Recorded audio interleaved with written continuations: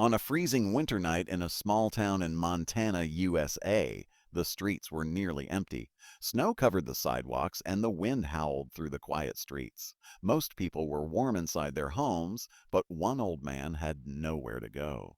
His name was Walter Harris, a 72-year-old homeless grandpa who had been living on the streets for almost 3 years.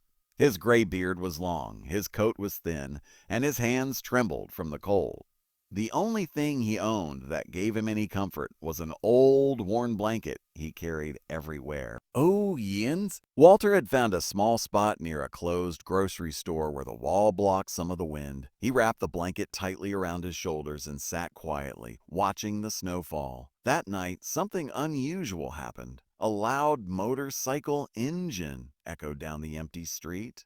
Walter looked up as a black motorcycle slowly pulled over near the sidewalk. The rider removed his helmet. He was a big man, probably in his mid-30s, wearing a heavy leather jacket. But despite his tough appearance, his face looked pale and tired.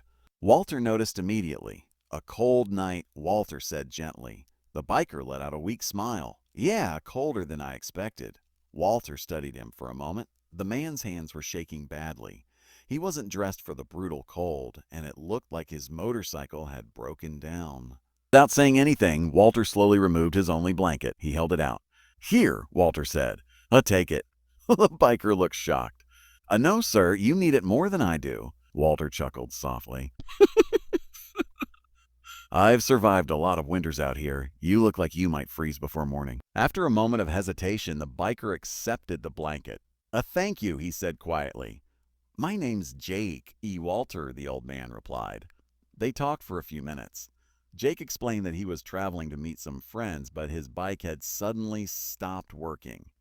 His phone battery had died, and the nearest repair shop was miles away. Eventually, Jake wrapped himself in the blanket and rested against the wall. Walter sat beside him in the cold. Hours passed. Just before sunrise, the distant roar of motorcycles filled the quiet town. One engine, then two, then 10. Walter slowly opened his eyes. The street was suddenly full of headlights. Motorcycles were rolling in from every direction. Within minutes, dozens of bikers surrounded the small grocery store parking lot. Heavy leather jackets, roaring engines, and flashing headlights filled the snowy street. Walter looked confused. Jake stood up and smiled. "Looks like my family found me," he said. The bikers parked their motorcycles and walked over.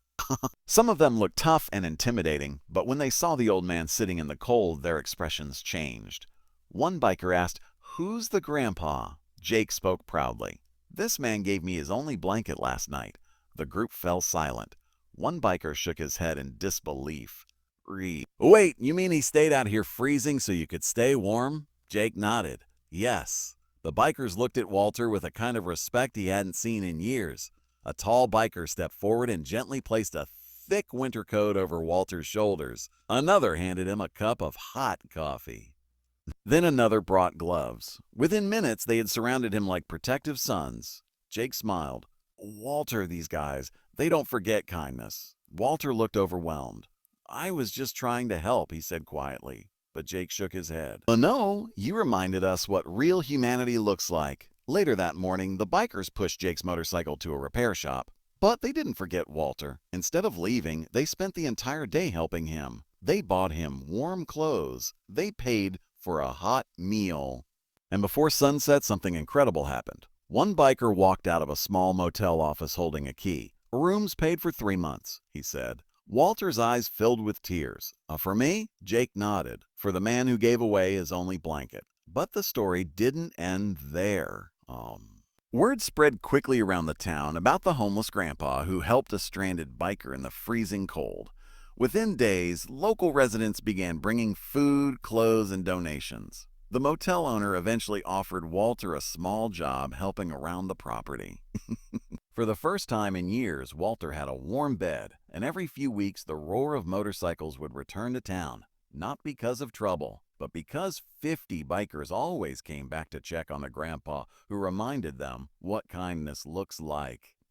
Sometimes the smallest act of kindness can start the biggest wave of respect,